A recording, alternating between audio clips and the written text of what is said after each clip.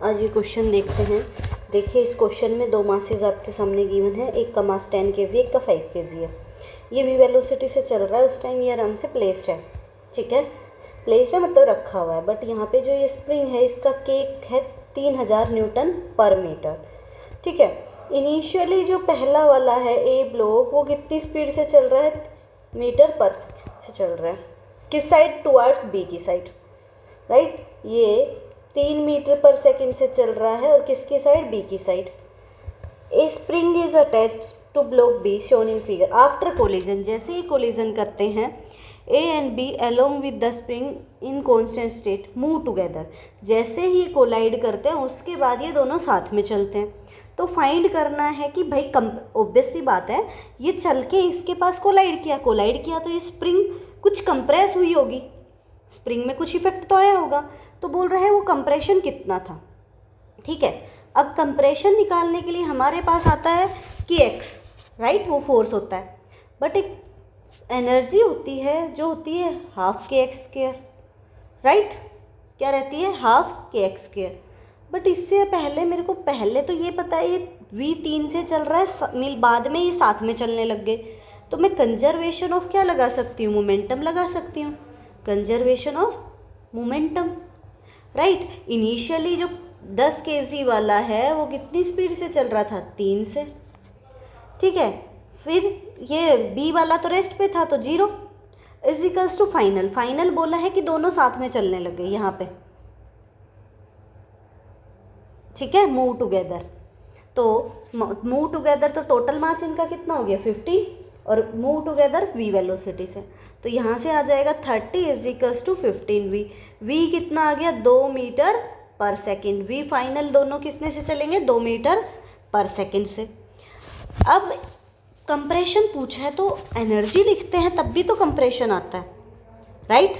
तो हम यहाँ पे या फिर work done, work energy theorem क्या बोलती है, वर्क एनर्जी थ्योरम बोलती है work done by all forces is change in kinetic energy, right. तो वर्क डन यहाँ पे किसने किया, स्प्रिंग का हुआ, तो वर्क डन बाय स्प्रिंग होता है हाफ के x initial minus x final, ठीक है, इज इक्वल्स टू डेल्टा के, राइट। अब आप एक बात बताओ, इनिशियल तो इसमें कोई भी कंप्रेशन नहीं था, ये अपनी नेचुरल पे थी, फाइनल ही कुछ आया, तो यहाँ से वर्क डन क्या आ जाएगा, हाफ, ये वाली टर्म क्या है, इनिशियली तो ये आराम से है तो 0 हो जाएगा, तो माइनस एक्स फाइनल का स्क्वायर है, ठीक है, इज इक्वल्स टू डेल्टा के फाइनल माइनस इनिशियल। फाइनली वो कितने से चलने लगे, 2 मीटर पर सेकेंड से, हाफ फाइनल मास कितना हो जा रहा है 15 और वेलोसिटी 2 का स्क्वायर, माइनस इनिशियल कितने से था, माइनस इनिशियल सिर्फ 10 kg वाला चल रहा था, हाफ एम, और कितनी स्पीड से, 3 का स्क्वायर से। क्या ये सेकंड वाला चल रहा था, नहीं चल रहा था, तो वो क्या हो जाएगा 0। अब इसको मैं आगे कैलकुलेट करती हूँ तो यहाँ से आ जाता है हाफ के एक्स फाइनल का स्क्वायर, माइनस तो है ही, हाफ, यहाँ से इसको कैंसिल कर देंगे तो यहाँ से एक स्क्वायर से ये स्क्वायर कट जाएगा, तो 15 टू जा 30 माइनस 5 इंटू 9 तो यह आ जाएगा 45, ठीक है। कैसे, यहाँ से 2 को 5 से काट दो, 3 का स्क्वायर 9 5 इज़ 45, ठीक है। तो यहाँ से आ जाएगा माइनस का 15, राइट, माइनस का 15, यहाँ से आ जाएगा माइनस का हाफ के एक्स फाइनल, यही निकालना है कि कंप्रेशन कितना हुआ, ठीक है।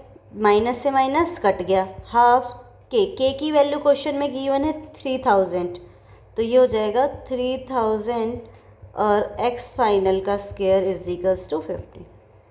एक्स फाइनल निकालेंगे तो 15 इंटू 2 डिवाइडेड बाई 3000, तो यहाँ से आ जाएगा 30 बाई 30,000, तो यहाँ से आ जाएगा 1/100, राइट। तो एक्स फाइनल यहाँ से क्या आ जाएगा 1/10, ठीक। आई होप समझ आया होगा। क्या करो, चेंज इन काइनेटिक एनर्जी, तो वेट लगाओगे तो वर्क डन किसने किया, स्प्रिंग में। स्प्रिंग में हुआ क्या होता है, x initial minus x final. Initial कोई कंप्रेशन नहीं था, इसीलिए सिर्फ ये वाली टर्म कितना हो जाएगी, 0, माइनस फाइनल निकालना है तो ये वाला हो जाएगा। ठीक है।